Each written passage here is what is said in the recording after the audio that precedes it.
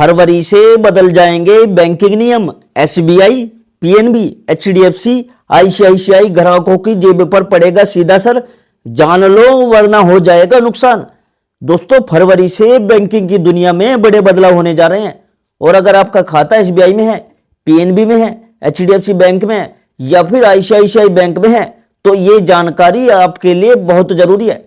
हर महीने की तरह इस बार भी कई नियम चुपचाप बदल दिए गए जिनका सीधा असर आम खाता धारकों की जेब पर पड़ेगा।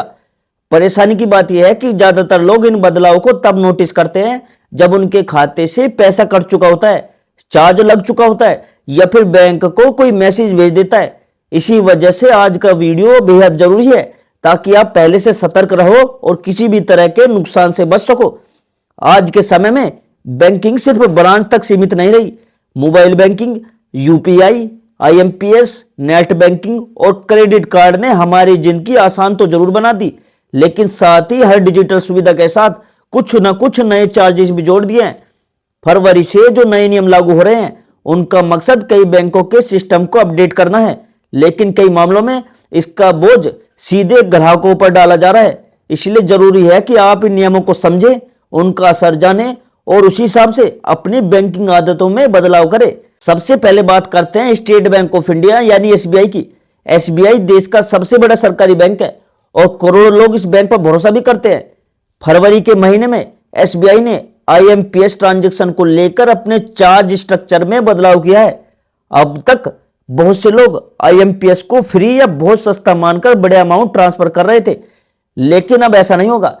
फरवरी के मध्य से अगर आप एक लिमिट से ज्यादा रकम आईएमपीएस के जरिए भेजते हो तो आपसे चार्ज लिया जाएगा और यह चार्ज अमाउंट के हिसाब से अलग अलग होगा और उस पर जीएसटी भी लगेगा।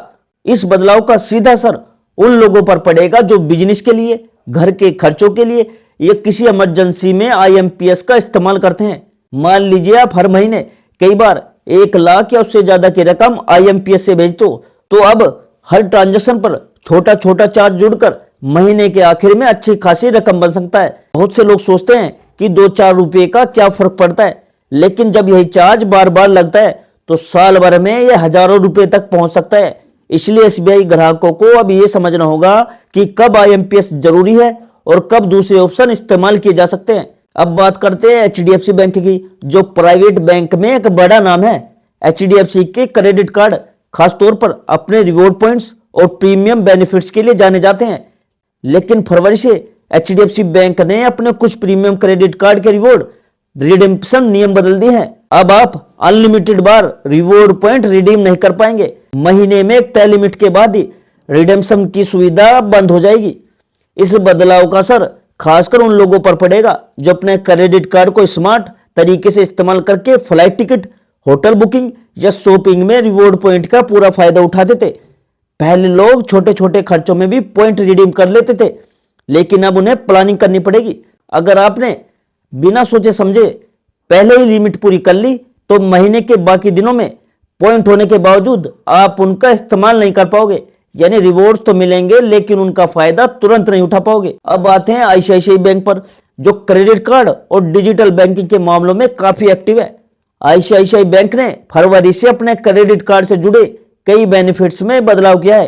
पहले जिन कार्ड पर मूवी टिकट, ट्रेवल और इंटरटेनमेंट से जुड़े फायदे मिलते थे उनमें से कई या तो कम कर दिए गए हैं या पूरी तरह बंद कर दिए गए हैं।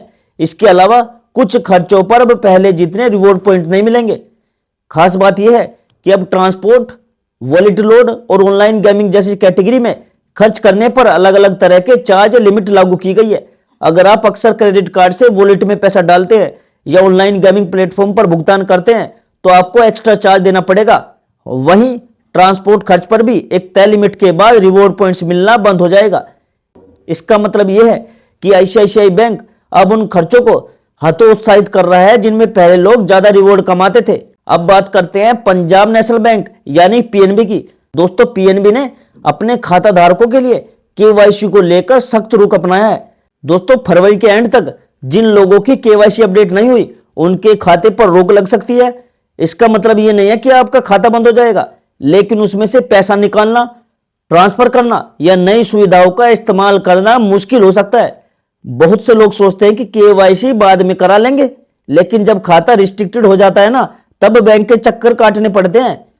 केवाईसी अपडेट करना आज के समय में बहुत आसान है। आप बैंक ब्रांच जाकर या कई मामलों में मोबाइल ऐप और इंटरनेट बैंकिंग के जरिए भी ये काम कर सकते हो। फिर भी लोग लापरवाही करते हैं और बाद में परेशान होते हैं। अगर आपका खाता पीएनबी में है तो फरवरी से पहले यह जरूर चेक कर लो कि आपकी केवाईसी पूरी है या नहीं। फरवरी के महीने में बैंक हॉलीडे भी एक अहम मुद्दा है। इस महीने कई दिन बैंक ब्रांच बंद रहेगी, ये बात याद रखना। रविवार, दूसरे और चौथे शनिवार के अलावा कुछ राज्य विशेष छुट्टियां भी है इस महीने में। इसका असर उन लोगों पर पड़ेगा जिन्हें ब्रांच जाकर जरूरी काम निपटाने होते हैं। हालांकि अच्छी बात भी यह है कि डिजिटल बैंकिंग सेवाएं ज्यादातर दिनों में चालू रहेंगी, लेकिन अगर आप चेक क्लियरेंस, कैश जमा या किसी डॉक्यूमेंट से जुड़ा काम करना है आपको, तो आपको पहले से इनके लिए प्लानिंग करनी होगी। इन सभी बदलाव को अगर एक साथ देखो तो साफ समझ में आता है कि बैंक अब धीरे धीरे ग्राहकों को ज्यादा डिजिटल, कम खर्चीला व्यवहार अपनाने के लिए मजबूर कर रहे हैं। जो लोग बिना सोचे समझे हर सुविधा का इस्तेमाल करते हैं, उन्हें अब ज्यादा चार्ज देना पड़ेगा, और वहीं जो लोग नियमों को समझकर और सही प्लानिंग के साथ बैंकिंग करेंगे, वे एक्स्ट्रा खर्चों से बच सकते हैं। अब सवाल यह है कि आम ग्राहक क्या करे। सबसे पहला कदम यह है कि आप अपने बैंक की ऑफिशियल वेबसाइट या ऐप पर जाकर नए नियम जरूर पढ़ो। हर बैंक अपने बदलावों की जानकारी देता है, लेकिन हम में से ज्यादातर लोग उसे नजरअंदाज कर देते हैं। अगर आपको सही जानकारी चाहिए, ऑफिशियल न्यूज चाहिए, तो हमारे चैनल को सब्सक्राइब करके रखिए, क्योंकि हमारे चैनल पर सिर्फ सच्ची खबरें और ऑफिशियल खबरें आती है, कोई फेक खबरें नहीं आती। तो चैनल को सब्सक्राइब करना अगर आपको सही जानकारी चाहिए तो। अब देखो दूसरी बात पर आते हैं। बड़े अमाउंट ट्रांसफर करने से पहले ये सोचो कि कौन सा मोड सबसे सस्ता और सुरक्षित है। हर बार आईएमपीएस या क्रेडिट कार्ड का इस्तेमाल जरूरी नहीं होता। दोस्तों, अगर आप वीडियो यहां तक देख रहे हो तो मैं आपके लिए कुछ बोनस टिप्स लेकर आया हूं जो आपके बहुत काम आएंगे बैंकिंग करते समय। तो इसलिए इन बोनस टिप्स को ध्यान से देख लेना, फिर बाद में मत कहना कि चार्ज लग गया, पैसे कट गए, खाता फ्रीज हो गया। तो इसलिए इन टिप्स को ध्यान से देख लेना। देखो, फरवरी से बड़े अमाउंट ट्रांसफर करते समय हर बार आईएमपीएस का इस्तेमाल ना करो। जहां जरूरी ना हो वहां एनईएफटी या दूसरे ऑप्शन चुनो, क्योंकि कई बार आईएमपीएस पर एक्स्ट्रा चार्ज लग जाता है और हमें पता भी नहीं चलता।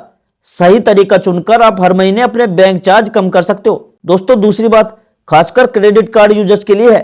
अगर आप क्रेडिट कार्ड से वॉलेट में पैसा डालते हो तो सावधान हो जाओ, क्योंकि अब कई बैंकों में वॉलेट लोड पर चार्ज लिया जा रहा है।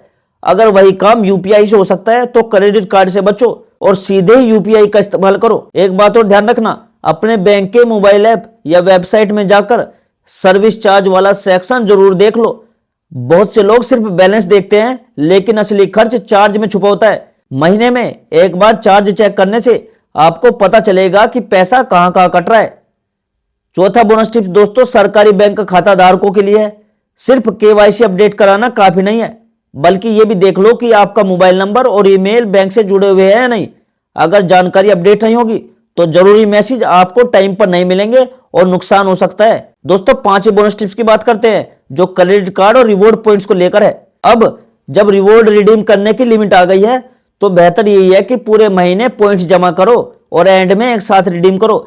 इससे आपको कम लिमिट में भी ज्यादा फायदा मिलेगा। छठा बोनस टिप्स ये है कि बैंक की तरफ से आने वाले एसएमएस और ईमेल को हल्के में भी ना लो, क्योंकि कई बार बैंक नए नियम या चार्ज की जानकारी पहले ही दे देता है, लेकिन लोग पढ़ते नहीं है और बाद में फिर शिकायत करते हैं। एक बात और याद रखो, बैंक ब्रांच बंद होने पर घबराओ नहीं।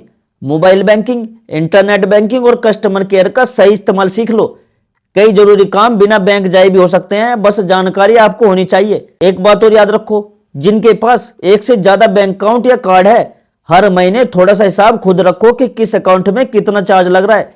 इससे आपको समझ आएगा कि कौन सा अकाउंट आपके लिए फायदेमंद है और कौन सा नहीं। अगर आपका बैंक या क्रेडिट कार्ड बार बार नए चार्ज लगा रहा है, आपको कोई खास फायदा भी नहीं मिल रहा, तो बदलाव करने से ना डरो। आज के समय में बेहतर ऑप्शन आसानी से मिल जाता है। अपना बैंक तुरंत बदल दो या क्रेडिट कार्ड तुरंत बदल दो।